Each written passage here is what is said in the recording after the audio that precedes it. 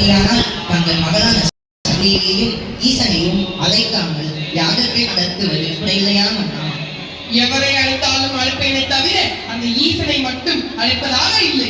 அந்த ஈசனை மணந்த சதியையும் என் மகளாக ஏற்பதும் இல்லை. பரமனை அழைக்காமல் யாகத்தை நடத்தினேன் என்று பலரும் என்னை கேட்க வேண்டும். நீங்கள் முன்னிலையில் எப்படி என்னை மதிக்காமல் நடந்து கொண்டாலோ அதே போல் அந்த ஈசனை ஒதுக்கிவிட்டு இந்த யாகத்தை நடத்துகிறேன். நடத்துங்கள் யாகத்தை.